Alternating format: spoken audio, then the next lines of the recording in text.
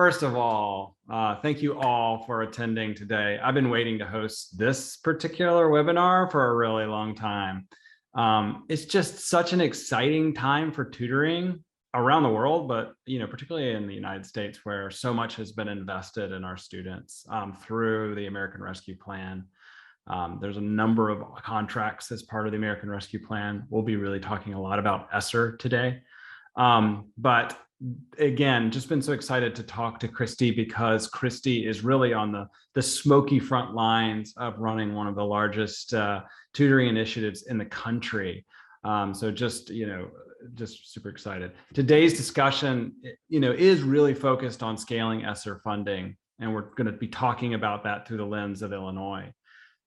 So our special guest, Christy Borders, is a leading mind in education. Dr. Borders is a professor at Illinois State University, where she served as director of the Cecilia J. Laube Teacher Education Center before overseeing the Illinois Tutoring Initiative, which is our topic of discussion. Dr. Borders holds a master's in speech and hearing sciences from Washington University in St. Louis, which we'll hear a little bit about today, and a doctorate in special education from the University of Cincinnati. So Christy, welcome. Can you tell us about yourself? I'd love to also hear the backstory on how you got into education. Sure. Well, hi, everyone. Thanks for joining us. I can tell you a little bit about myself and my backstory. So I am an educator. I'm a K-12 educator, was how I started in education. My dad was an 8th grade math teacher for 32 years. So I always swore I didn't want to ever teach after watching him grade papers and have students at our house for many nights for extra tutoring and extra help. I thought I did not want to do this. But I didn't follow that concern at all. And I ended up kind of switching hobby for career when very early on. So my background is that I am an educator for deaf and hard of hearing students. And so I was introduced to sign language when at a very young age. At the age of 13, I started signing and learning and getting connected with the deaf community, and kind of swore that, took lots of classes and interacted with deafness on a daily basis from that young age, but really thought I'm going to be a biologist. It's what I'm going to do. And then when I was in high school, my senior year, I had a sociology class, and our assignment was to pick a culture and do a presentation on it. And so my group chose the deaf culture because I knew a lot about it. And our presentation was me interpreting that. And my teacher pulled me aside and said, I need you to think about switching that hobby and that career choice. And so I literally he walked me straight to the guidance counselor, and I went into my undergrad program at 18, declared as a teacher education major for deaf and hard of hearing students.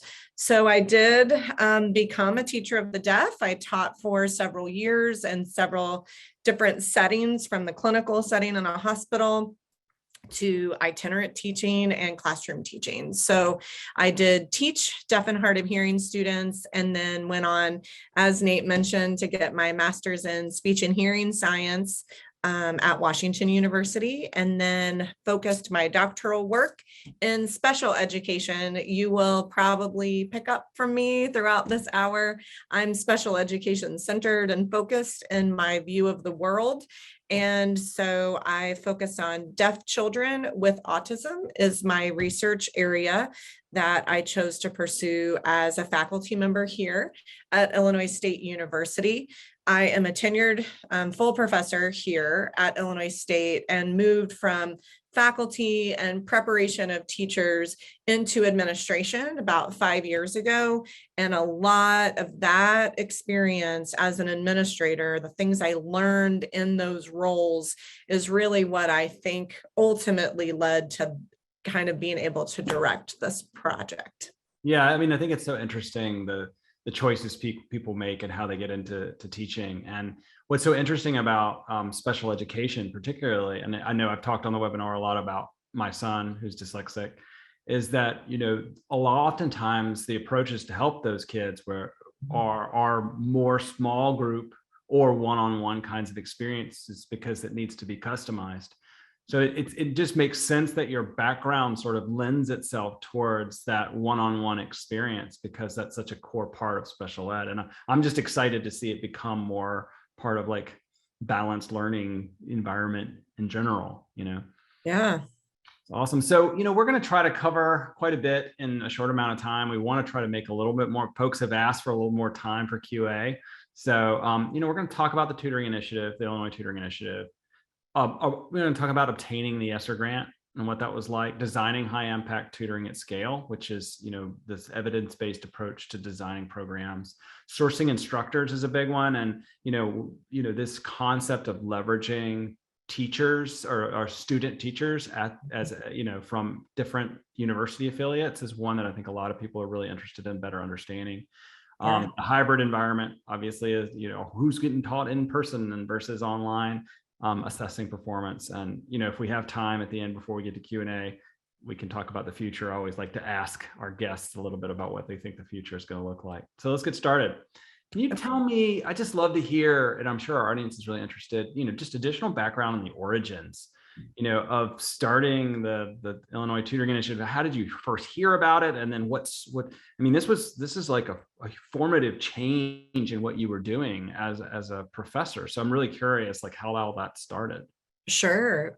Well, like I said, I entered into administration a few years ago, and in my roles as an associate dean or interim associate dean and the director of the Teacher Education Center, I was learning a lot of stuff about teacher preparation and kind of education at a statewide level. And so I was gaining experiences in accreditation. So we are CAPE accredited here at Illinois State. And I was learning and thinking about what leads to accreditation. And one of the things that really stood out to me while we were going through our last accreditation cycle with CAPE was that there's this standard. Any of you in the audience that are CAPE universities, I'm sure will know this term, but standard 2 is the standard in CAPE accreditation that talks about deliberate and intentional partnerships being a part of teacher education programming and being one of the hardest, if not the hardest, standard for institutions of higher education to really think through and design around. So that was kind of already the seed in my head while I was working through administration. And then I was in the Teacher Education Center at Illinois State, and I'll talk about Illinois State a little bit here in a few minutes, but one of the things that I learned as the director of a teacher education center is COVID happened, right? COVID happened. Huge impacts on teacher preparation. We needed some novel solutions. And so I was working with all of the teacher prep programs here on campus and with our College of Education and our leadership team and the College of Education. And we needed to come up with a solution for the teacher prep side of things. What are we going to have? How are we going to do clinicals for teachers or teacher candidates? And so we designed here, I guess it was a year ago now, would be a free online tutoring program that our teacher candidates could provide online tutoring sessions for free for any students in our community. And it was really kind of a twofold win-win situation. Kids receiving tutoring during a time we knew that they needed extra support, and our teacher candidates learning and gaining the experiences that are really essential to teacher preparation and development. And so we designed this online tutoring program. Wasn't perfect. Definitely wasn't perfect, but it was what we did as our novel solution. So I also, in those roles, was talking with people all across the state saying, what are you doing? How are we going to handle COVID? What are we going to do for teacher prep? And so then the state meetings started. ESSER started to be brought up with different state agencies and the governors and state legislators. And our state agencies in Illinois started to have meetings to talk about what are our solutions going to be. We have a P20 council here in Illinois, and they developed a report that included 13 different recommendations of ways that we could address COVID learning concerns. And so our state agencies started to meet, and they came to our dean, being at Illinois State, was invited and a partner in many of those meetings. And so he literally rose his hand in one of those meetings and said, well, have you thought about criminal background checks and things like that? Because that's something that we were needing to work through at Illinois State. And it really kind of brought up the question of, well, let's really leverage what Illinois State has learned and then work with them. So that's kind of how we were able to be engaged in those starting conversations of the Illinois Tutoring Initiative. That's really interesting, because I don't think I knew that there was, you had kind of started to say, like, this is the way we really should be dealing with the learning loss. You were already doing that work or prototyping that work at the institution prior to the grant. So the grant comes along, and you kind of looking at the program that you built, and you're looking at the grant and the requirements of the grant. So you decided to go after it, obviously. And so can you tell us a little bit about the process of particularly pooling together the resources? Because I think what a lot of our audience is seeing is this pretty high bar for how these programs should be designed out and what they're expecting of these programs in regards to fulfillment. It's not just about like, here's a bunch of tutors and here's a bunch of students, put them together and let's make it happen. So I'm curious about how you thought about just structurally and logistically making it work.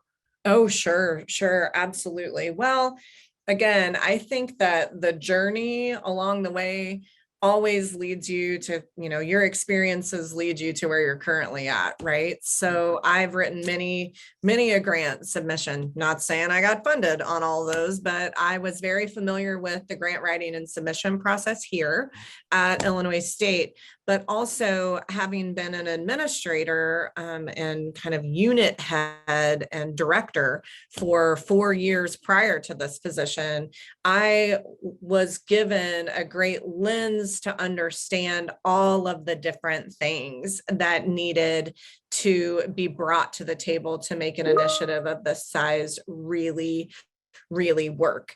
And so I knew we needed to have the budget office at the table, our research and sponsor programs office at the table, all the way down to our university marketing. I mean, we had so many people here at Illinois State, and I had been in these positions long enough to say, okay, HR person, central tech person, communications person, I need you to wrap your heads around this with me.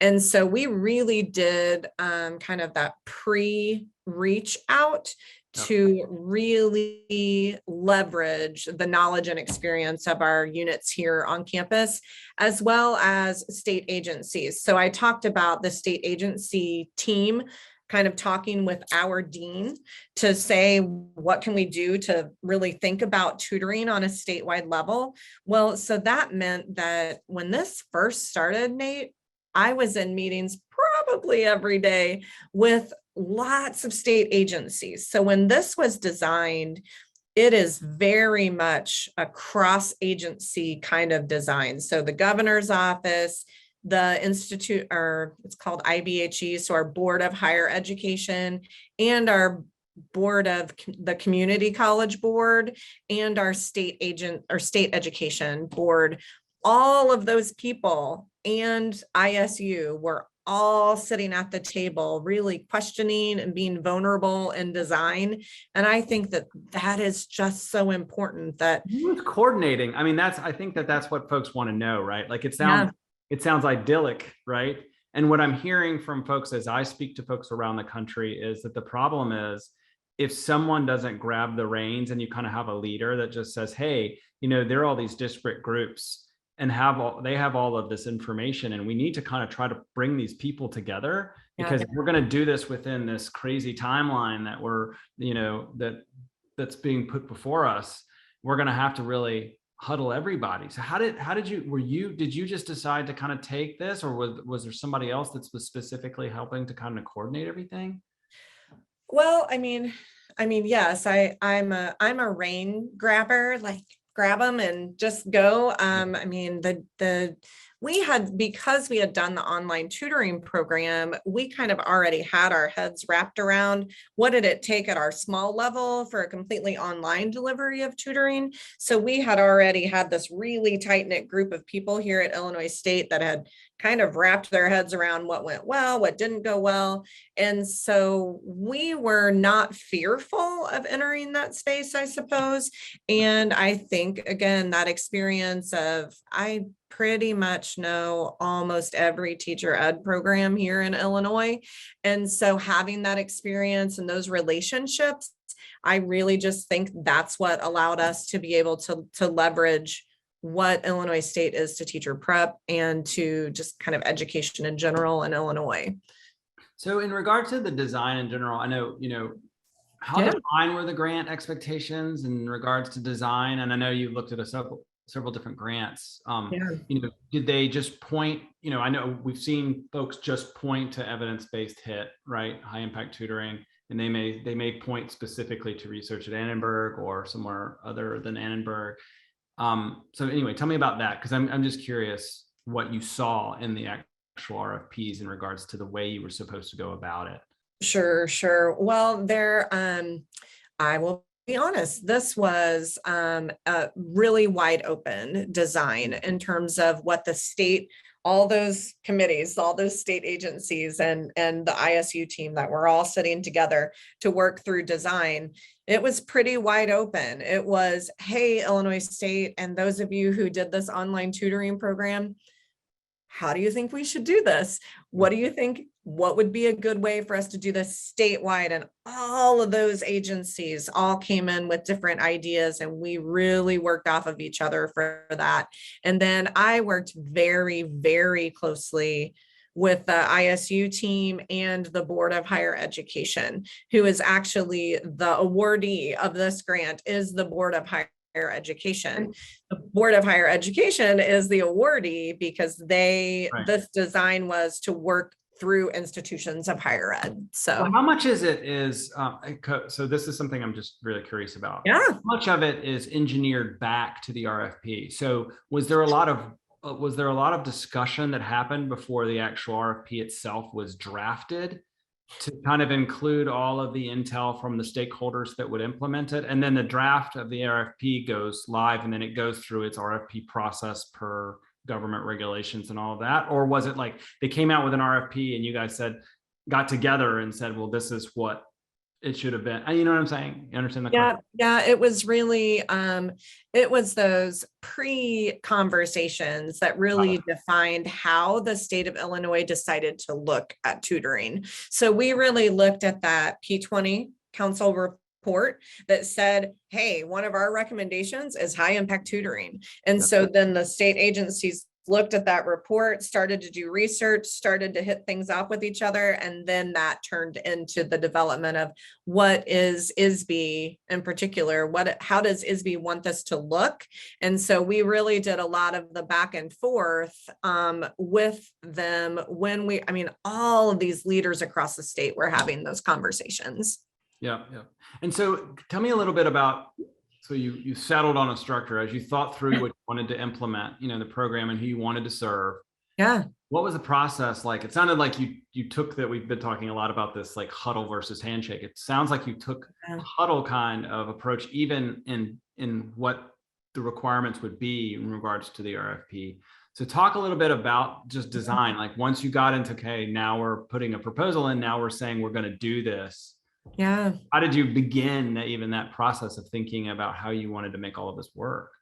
Yeah, I think, sitting back to design and honestly, I think this is probably everybody in the audience was given this kind of question to themselves. Like, can you design something in 2 days and then make a full-scale proposal. I mean, that's kind of the timelines that we're all living on right now, right? So to be honest, I think all the best ideas and all the best creative, innovative designs tend to start on a napkin. And that's literally where mine started, on a napkin, with after my first conversation with the dean about this and how could we do this on a statewide level. I just started drafting out on a napkin, what do I think is going to work?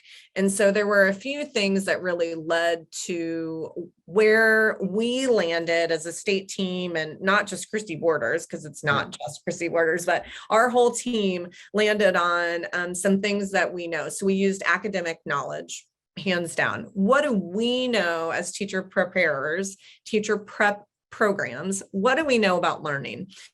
So we knew that keystone areas were going to be really important for us to hit. So when we started our online tutoring a year ago, we said, all grades, all subjects, let's just figure it out.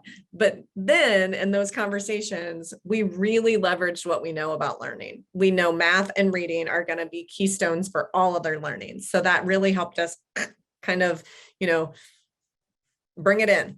And then we really dug deep in the Annenberg resources. I know that you mentioned the NSSA for me has been a really critical component for me in terms of design and how we're going to think about how we're going to do it. So we are deeply rooted in the research that is available through NSSA. So we really looked at their work and said, okay, they're saying these 7 things. So those have to be in our design.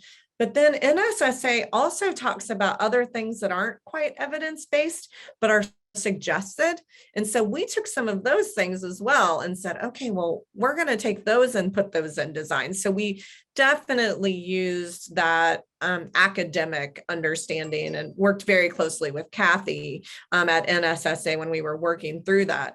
But we also used some previous experience related to that huddle versus handshake kind of approach to partnership. And so that's just something that I learned in previous work with ISB and with Branch Ed, that coming alongside a partner in true huddle and true partnership is really critical for long-term sustainable programming. And so we really used that experience when we were thinking through design. I'm sure a little bit of my little special ed background came into that as well with design, but that's really how we did that, is we used our resources. Yeah, and so it's interesting. We actually had our biweekly with Susanna Loeb and Carly Robinson from the Annenberg Institute this morning. And, we were obviously talking about this coming conversation. They're really excited about this particular project that we're all working to, where Pearl is helping Illinois with, which is to take the optimal data structure. In a perfect world, we would collect all of this data. And not only would that help us meet the requirements that are set by the RFP and around ARPA reporting, but it would also just allow for all of these really fascinating silos of research, to happen, right? So we know that there's interest in research around students and student assessment and how students are learning, and online versus in person and that sort of thing. But there's also a lot of interest in tutors, and particularly leveraging these university instructors. What does it mean to make tutoring part of the pedagogical process of becoming a teacher, which is so fascinating. So can you tell us a little bit about how you leveraged those? I mean, you've already talked a bit about the NSSA, Sure. but we started getting into the nitty gritty. I know you said that, you took those 7 principles, but there was like some anecdotal stuff too that was part of it. Can you talk a little bit about interacting with them and how you kind of work with them to make sure the design was right? 100%. And I know that you work really closely with Carly and Susanna, and Kathy is like my BFF at NSSA, because I'm going to be really vulnerable right now. When the dean called me and said, Christy, we need to do a high impact tutoring program. We're going to need to design that and see what this, we're going to put this together. And I was like, what is high impact tutoring? I know, Google I it. didn't know. I mean, I don't, maybe probably everybody else is way smarter than me, but I didn't know what it was. And so I started, you know, a little researcher that I am, started researching and landed on NSA's or NSSA's website. And I am a bit naive and just said, well, I'm just going to call. I'm just going to call and see if they can help me, if they can engage in a huddle, not a handshake, with me to talk through this, because I don't want to get it wrong. This is too important for kids, for teachers, for administrators, and communities. And so I literally sent an email to Kathy and we started talking, and Annenberg even kind of went through my proposal and helped me make sure that it was aligned with what research was currently saying. Back when I did this, it was prior to there's a program assessment tool that they have that you answer questions and it tells you how closely your program is aligned to research. It's an amazing tool. We were designing prior to that tool, but so we were able to get that feedback from them before the program assessment tool.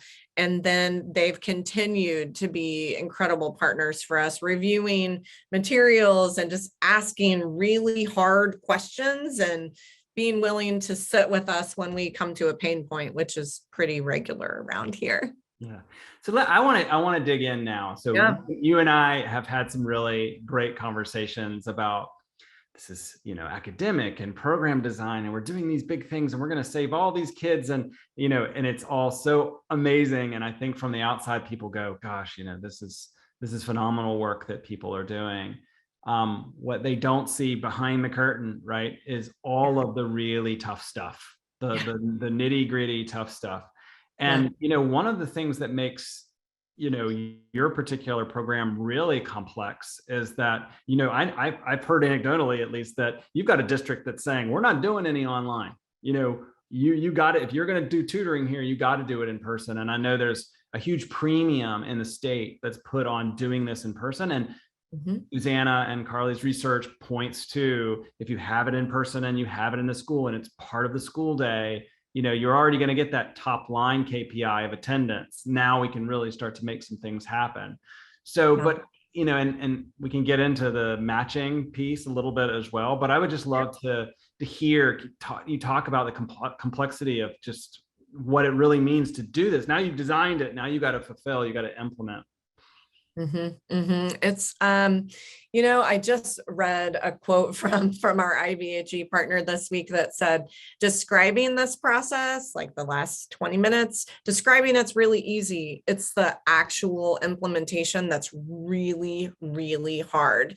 And I just this morning had a meeting with all of our institutional partner office coordinators, and we all talked about how hard this work is. So we come up with our, here's the 7 steps in a tutoring life cycle. What does it take to get through one cycle of tutoring? And each one of those steps along the process, and we've kind of really boiled it down to a 7-step process. Each of those steps comes with implementation struggles, right? So you think, hire tutors. That's going to be really easy to do. It's not easy to do. I think across the country, everyone sees that hiring in this context is very difficult, but also we designed to go through 7 different hiring institutions. So we split the state into 6 different, probably with different process. Each one of them probably has their own software and process. I know. Yes, that individualization is really, so they each have to learn their process. I can't tell them what they do at another institution. And so we've really kind of learned that there's a lot of complexities, and you have to be a person that is willing to reach out and be vulnerable with those different offices, because we don't know, when nobody's ever done this. I mean, I said people all the time, we are the largest unit on this campus when we get to scale. Yep. Nobody else is hiring 400 people a month. That would be right. So no, it's crazy. Haven't really thought about that scale before. And so we all have to move together, and the implementation piece is really tough. getting from hiring and then training them into matching a student and a tutor seems like, well, you just take this kid and this tutor and you just match them and all is good. But there are so many different complexities to that. But what we have tried to do here at the ITI is to just be really, really patient and flexible with each other, because it's going to change. And every day we learn something more, and then we have to go back and shift and pivot. Yeah. And I think, getting into matching, it's really interesting. We spent time with you with sticky notes saying, okay, before we build technology or artificial intelligence to be able to do this matching or machine learning or whatever it's going to end up being when it's all said and done. I know we're in a prototype now, which is really powerful, come a long way, but it was sticky notes. It was like, there's like all of this logistical data, right? Which is, okay, so these group of students need to be matched with tutors. These tutors have their own specific schedules. We want them to be able to be in the school, so be in person, right? Yes. And then and some are much more appropriate for early literacy versus early math. And so you have all of this data, which is that data that has to be true to make that match happen. And then, you get into all of that other preferential data around how, maybe you want to match hobbies or something like that, that kind of is part of that data research. So we're really fascinated. We built an algorithm with you as our subject matter expert, along with a lot of great help from the Annenberg Institute. We're getting ready to start leveraging that algorithm, and we're just excited to see the output of it. So this is a fantastic time. It continues to be the case that you get into this world of running programs at this level of scale, and you think, oh, I think we know what the problem's going to be. Then you get on the ground and you really start kind of trying to drive change, trying to get data from districts, trying to get HR systems to integrate with and get the data so that you can get tutors on at different universities. And those are the things that kind of just slow stuff down, And so anyway, I'm excited that there are folks like you who are willing to fight the good fight. Can you talk a little bit about the curriculum? I know folks are really interested in this. Are you using a standard curriculum for the program, or are you going to experiment, maybe A/B test some stuff? What are you thinking? I mean, this is such a massive program. Yeah. And I think we've kind of given hints at this, but one of the things that's really, and I don't know, I think this is unique to Illinois, but is that we really put that onus of those decisions related to curriculum, related to which students will receive tutoring, in what way will they receive tutoring, one-on-one or small group, what subject will they receive tutoring in, all those logistics, we put that in the decision of the district. And so again, this is that Cape Standard 2 and work as a teacher. But how are you going to do? I mean, I just have to ask, I'm sorry. Like if you're looking at 100 districts, or, I know that there might be a world where you just continue to grow and grow and grow to being in hundreds of districts across 200, 250 districts across the state. If you've got all of these like disparate approaches to curriculum, like how do you maintain a standardized, like how do you even start to think about doing that? Yep. So what we do is, and that is really at the crux of the design, Nate, right? I mean, that's why it's not one office running tutoring across the state. We say all the time, splitting Illinois into 6 regions, that's because Illinois is kind of 6 different states, right? And so we have a regional expert. So what works for Chicago does not work for southeastern Illinois. And so we have an institutional partner that understands that region of the state, and likely, because we're using teacher prep programs a lot of the time, already has relationships in those districts, already have student teachers, already engaged with that institution of higher education. So the relationship starting is already there, which is really the crux of our design, right?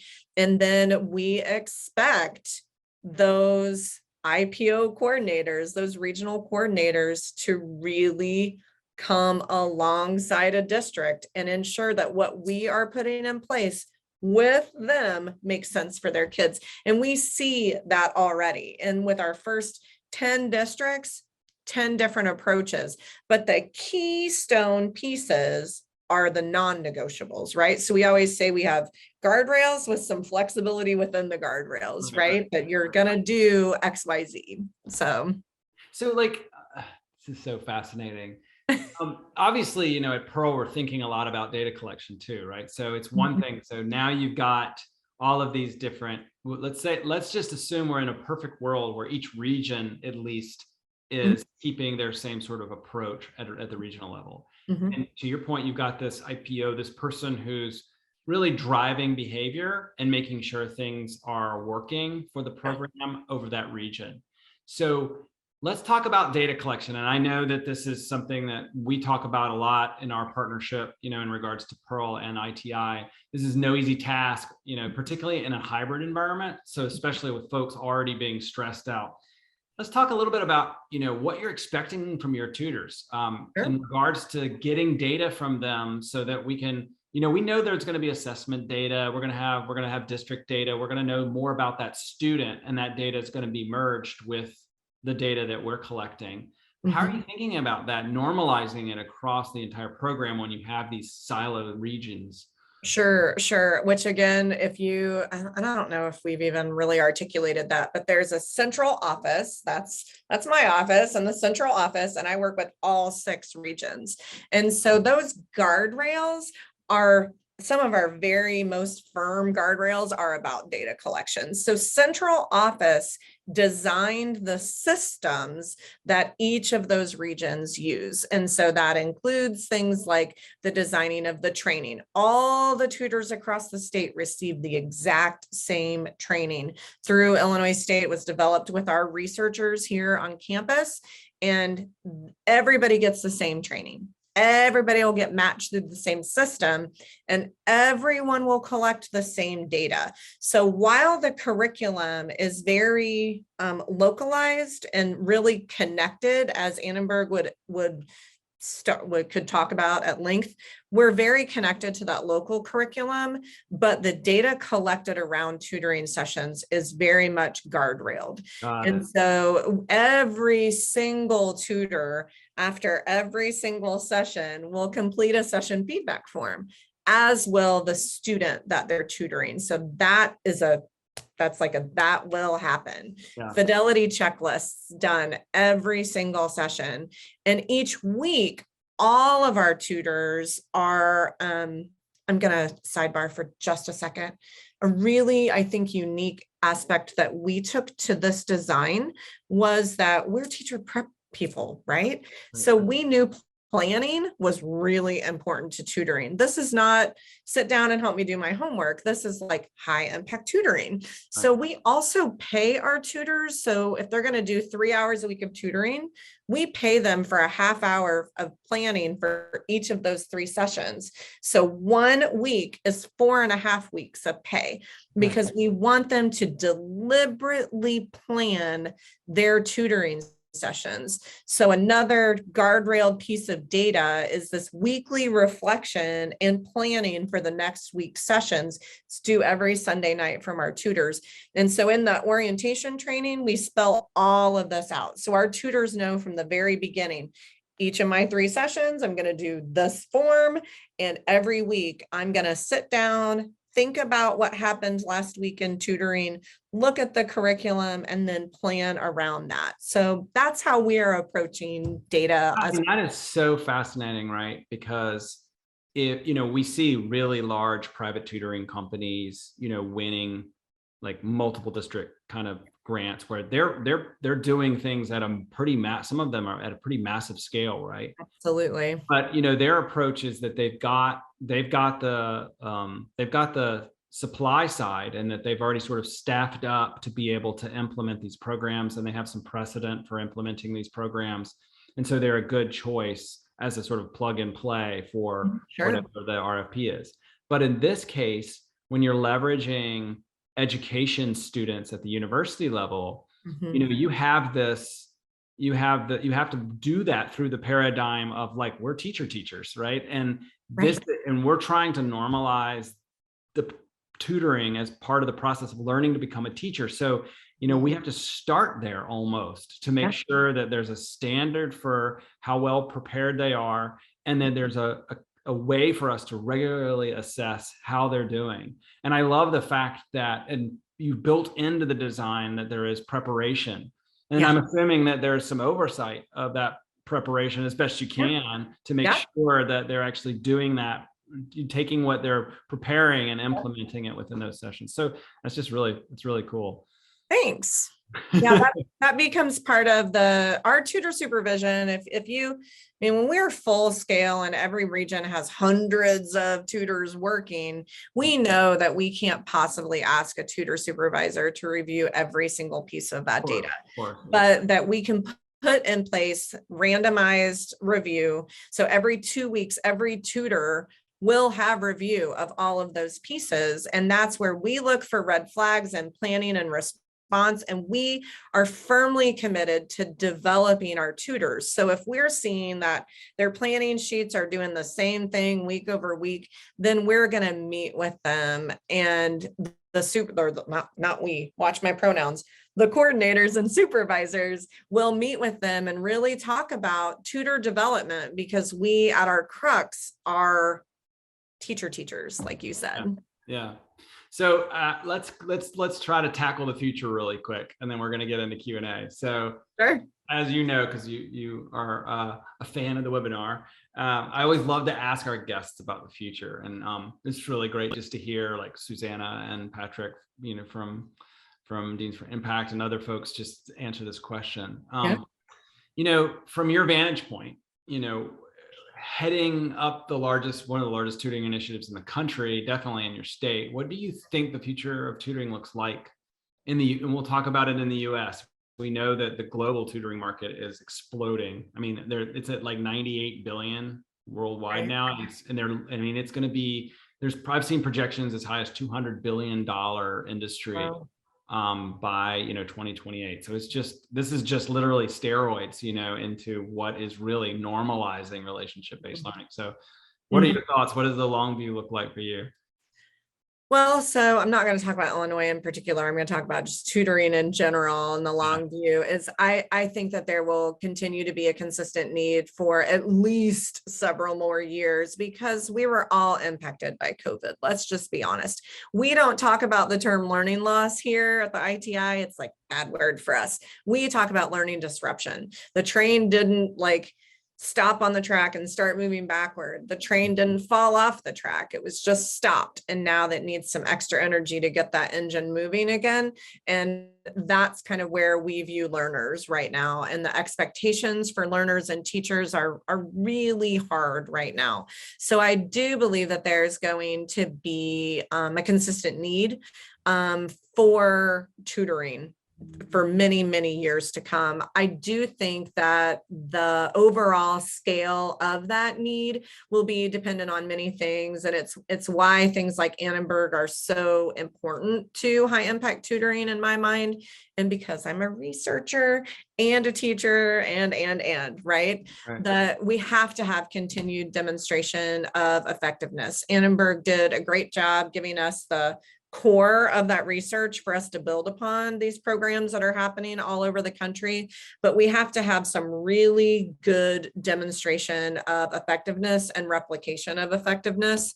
We obviously will need expanded research to do things like that.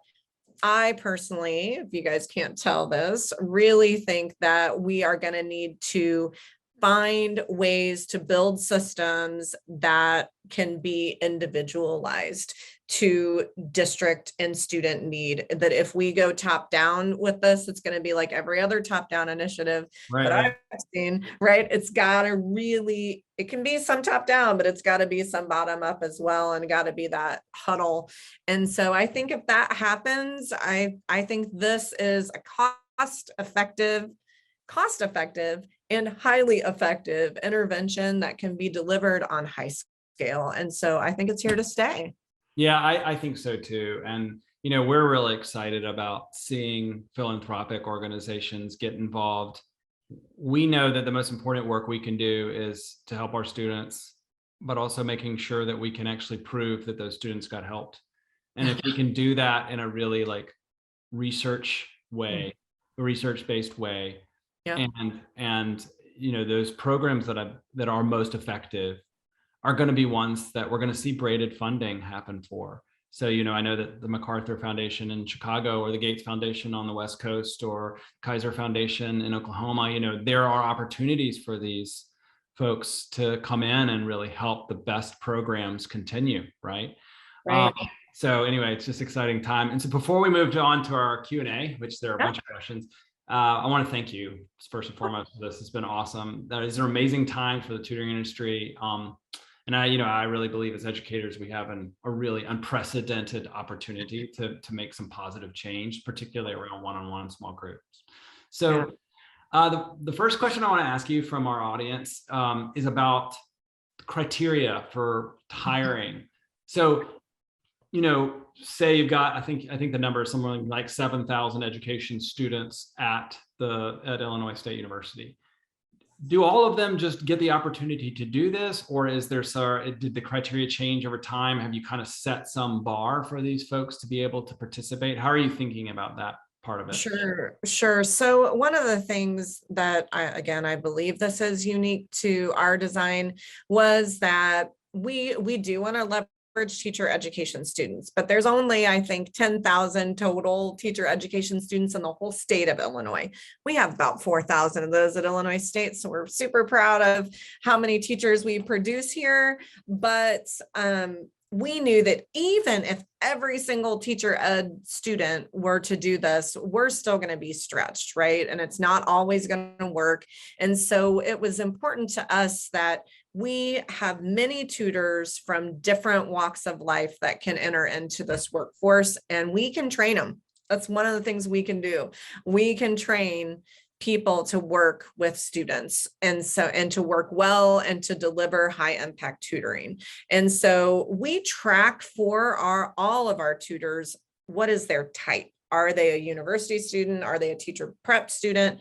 Are they a community member? So our training really takes people from people who have zero experience can still tutor within our initiative. So our criterion has always been a high school diploma or equivalent.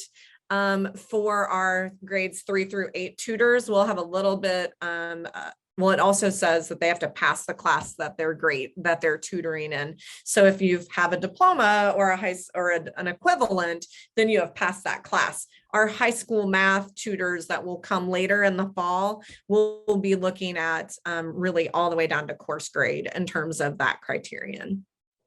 So we have a great question about like just special ed in general, and I know this is close. Sure. So as we think about the spectrum of folks that need additional support, I know that you have a high focus on the hearing impaired and the deaf. Sure. But we also have folks like my son who's dyslexic, so you have folks that need to be taught in a different way. So as you're looking at that body of tutors that you're pulling from, how are you identifying folks that you have confidence in for those specific areas? Sure. So that is so we do tutor interview questions across the 6. Again, this is the guardrails, right? Across all of the regions, all of our tutors provide information about themselves. Not only is it their availability for when can they tutor, but it's also what is your comfort level with working with students who may have diverse learning needs. So just looking at the comfort level there. So, and if we have a special education student, we can match them with someone who is very comfortable working with that population. We also, most importantly to me and to many of the educators and administrators in Illinois and our state agencies, is a language match. And so we have many, many, many different languages present in Illinois, just like everywhere else. And so we do ask our tutors if they are multilingual, and if they are, what languages are they fluent in? And then we get that same information on the student side, and then we can do a language match and or multilingual, even if it's not the same language, multilingual to an ELL student is likely going to be a stronger match for outcomes than someone who doesn't have any experience there. So that's part of how we approach that. We collect all of that from our tutors and the students so that we have that availability to match them. So we have a question around paying the tutors. Yeah. And you can tell me, I'm not going to tell you, I can't tell you the answer to this question. It's fine. But we've had a couple people ask about like how you set the amount that you're going to pay those tutors. How, if you can tell us how much it is, that's fine. If not, that's fine. Sure. Too. Sure. Yeah. No, I mean, economics are really interesting to folks. It's public knowledge. It's out there. Go on our website and you'll see we pay our one-on-one tutors. So we have both one-on-one and small group tutors. And so our one-on-one tutors are paid $20 an hour and our small group tutors are paid $30 an hour. And again, we pay for each week. It's not just the 3 hours, it's the 4.5 hours. And we also pay the travel reimbursement for them to drive to some of the districts that may be farther from where they live. So, and how we landed on that, it was really, again, those state agencies and a bunch of thought leaders here in Illinois sat and really went back and forth on amounts to think about what is a competitive pay rate right now. And I think everybody across the country is having trouble hiring. And so, you know, there's probably a lot of truth to, man, sometimes I get woken up at 3 o'clock in the morning going, are we competitive right now? I don't know. I mean, so we're always rethinking and thinking through things like that. So we continue to have a couple of questions pop up in chat. Again, there's about special ed. There's one regarding dyslexia. So, and obviously you and I've had lots of talks about this, but you know, I know there are multiple approaches. My son's school is certified by the Orton Gillingham Academy, so it's really OG focused. Yeah, sure. You know, we know that dyslexic students, not unlike autism, that sort of thing, require sometimes some special certification and or really at least a background in what it means to teach those students. So what are you doing in regards to like early literacy, particularly with dyslexic students? Sure. And I'm going to say that I'm going to give you a safe answer here, because when we had to think about, we can't be all things to all people, right? But we train our tutors. If you think through, we have like 5 different modules that they go through in their trainings. There's orientation. What are the expectations for you? But there's also an orientation module on what is high impact tutoring? How is this different than tutoring you may have seen in the past?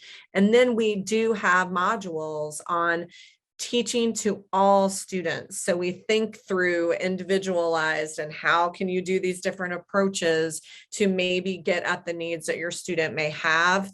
And so that happens, as well as we have a module on meeting the needs of, and so that's kind of the special ed. We say all learners, but that's kind of the special ed training module. And then we have one on culturally responsive tutoring. And so we really try to give kind of an umbrella of understanding that all learners learn in different ways.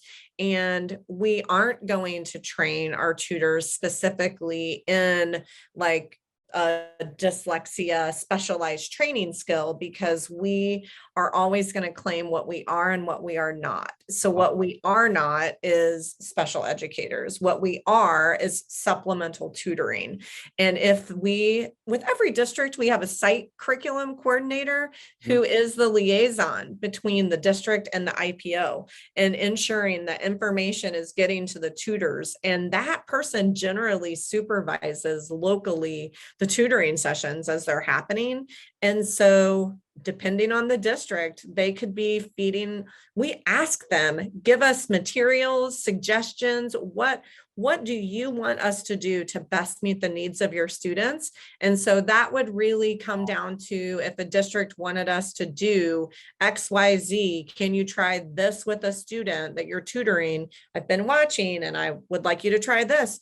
We'll have our tutors try it. So that's kind of the way that we're approaching it. Yeah, and I guess, I mean, in many cases, the hope would be, right, that if you had dyslexic student, for instance, at a regular public school, Yeah, if they needed that support, that they're already per their IEP getting that support. So it's really correct. about supplementing and augmenting the experience of having smaller relationship-based learning.